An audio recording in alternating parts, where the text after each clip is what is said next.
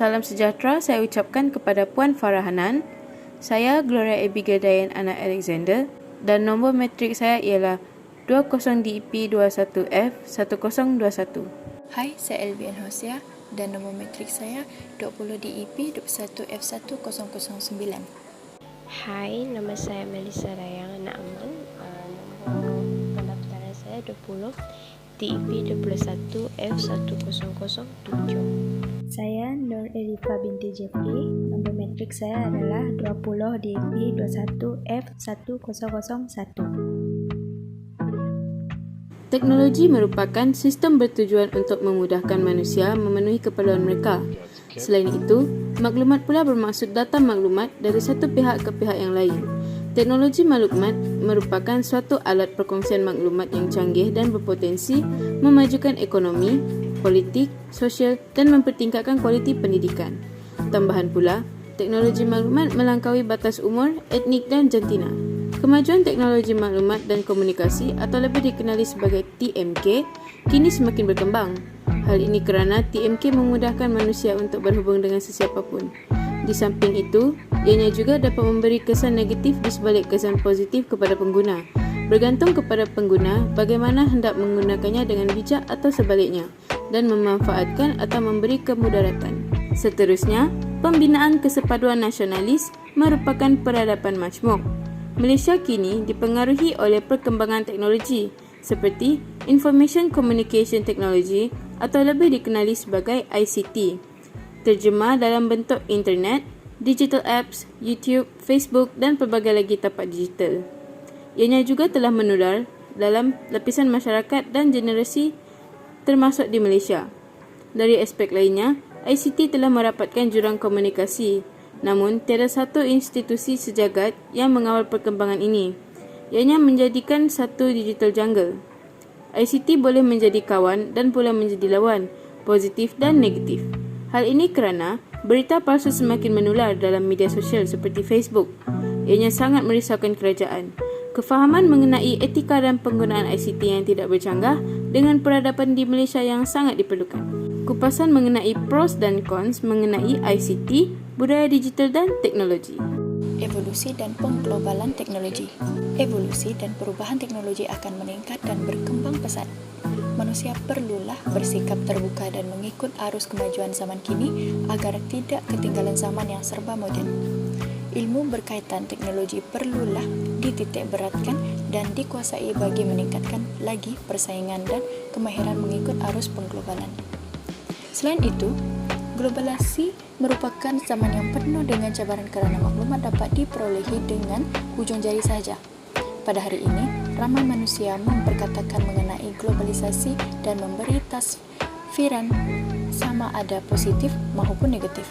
Oleh itu, manusia hendaklah menggunakan akal yang telah dikaruniakan oleh Tuhan dengan sebaiknya mengikut kewarasan yang berpaksikan ajaran agama. Pada hakikatnya, pengglobalan teknologi sangat memberi manfaat kepada manusia bagi memudahkan urusan seperti urusan pekerjaan. Sebagai contoh, kita dapat lihat di saat seluruh negara dilanda pandemik COVID-19, banyak aktiviti sosial tidak dapat dilakukan. Dengan adanya kemudahan teknologi ini telah memudahkan urusan pekerjaan. Bukan itu sahaja, malah memudahkan urusan dalam bidang pertanian dan makanan, pembinaan teknologi dan maklumat, kewangan, perindustrian dan sebagainya. Hubungan manusia dan teknologi ialah hubungan yang saling menguntungkan. Manusia dikenali sebagai pengawal dan pengguna kepada teknologi. Sebahagian perkara yang dianggap penting dalam kehidupan manusia. Yang pertama, meningkatkan perkembangan penciptaan teknologi-teknologi baharu dan merupakan simbol titik majunya peradaban manusia. Manusia juga dituntut mempelajari dan memanfaatkan teknologi seperti efektif dan efisien.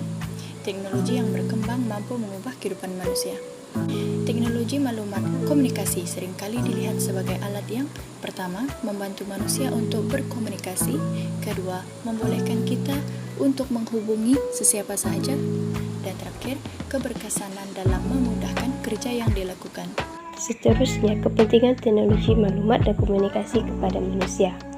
Yang pertama, meningkatkan pengurusan dan pentadbiran negara ke arah lebih sistematik dan teratur. Segala urusan baik kerajaan maupun swasta dapat dipercepatkan melalui kemajuan ICT. Dengan itu, Malaysia akan lebih cepat mencapai wawasannya dan mencipta nama di persada dunia ini. Yang kedua, perkembangan semasa dapat diikuti dengan serta-merta. Melalui kemajuan dalam bidang penyebaran maklumat, kita tidak akan ketinggalan untuk mengikuti perkembangan di dalam dan di luar negara. Selain itu, laman sesawang berita setiap negara dapat diakses melalui jaringan internet untuk mendapatkan berita-berita terkini dari seluruh dunia. Yang ketiga, mengeratkan hubungan antara rakyat Malaysia. Rakyat Malaysia sama ada yang berada di dalam negara atau yang berada di luar negara dapat berhubung dengan ahli keluarga pada bila-bila masa. Yang keempat, menjaga keamanan dan keselamatan negara.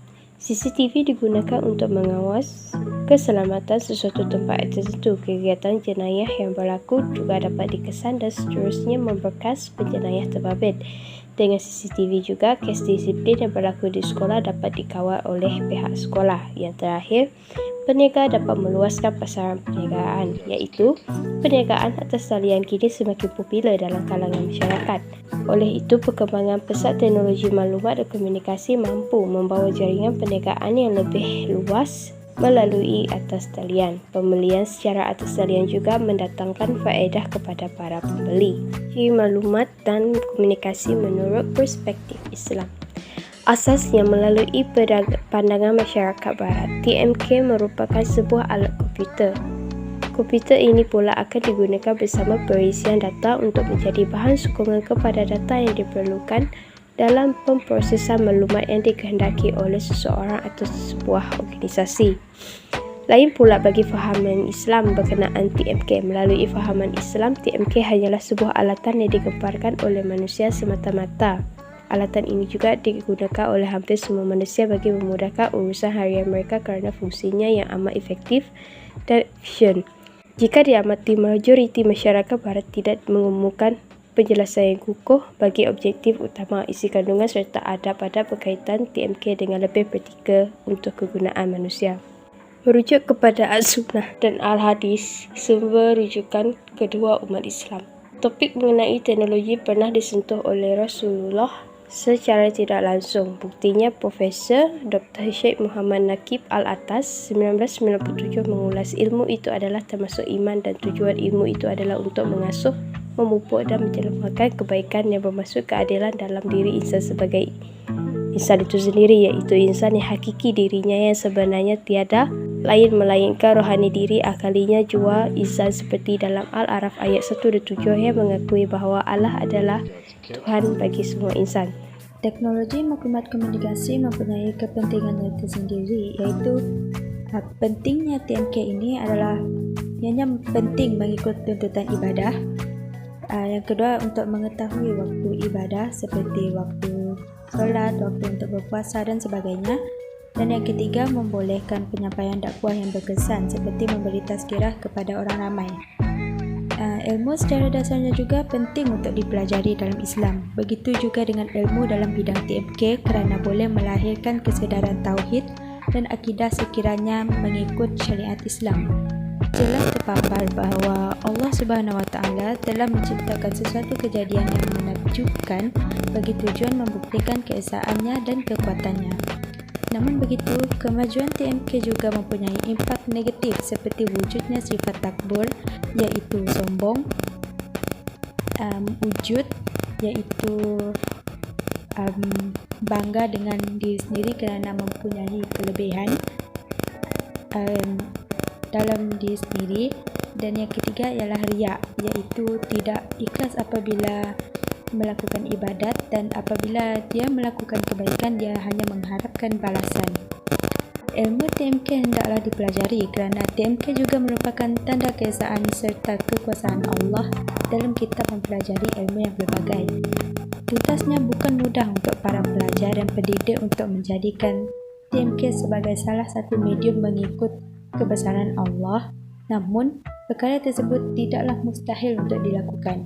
Misalnya memartabatkan kurikulum TMK dari barat dengan sentuhan ilmu Islam, maka dengan izinnya TMK akan menjadi pembelajaran ilmu yang berlandaskan pengagungan Allah Subhanahu Wa Taala. Sebagai penutup untuk topik teknologi maklumat komunikasi ini adalah TMK merupakan sebuah komponen yang amat penting dalam mewujudkan nilai-nilai murni dalam membangunkan individu, masyarakat dan negara yang maju dalam kecanggihan teknologi dunia. Hal ini demikian kerana TMK mampu mengeratkan hubungan sesama manusia melalui batasan dan had waktu serta hubungan jarak jauh. Selain itu, TMK juga merupakan salah satu medium untuk kita semua terus berkarya dan mempelajari sesuatu pelajaran. Namun begitu, kita sebagai manusia yang sihat akal fikirannya, kita hendaklah mengambil tahu tentang baik dan buruknya TMK dalam kehidupan kita. Penggunaan TMK haruslah berpada-pada untuk waktunya. Ketagihan dalam penggunaan TMK amatlah buruk, terutamanya untuk kanak-kanak dan remaja. Hal ini disebabkan oleh kecelaruan minda mereka pada usia muda yang mudah terpengaruh sejak kecil lagi. Kesimpulannya, setiap golongan mestilah bertanggung jawab dalam penggunaan TMK secara berhemat. Sekiranya kita semua menggunakan kemudahan tersebut dengan sebaiknya, dengan izinnya kita mampu melahirkan generasi yang bijak untuk individu, masyarakat dan negara serta beretika dalam aspek fizikal dan mentalnya. Itu sahaja untuk kumpulan kami. Sekian, terima kasih.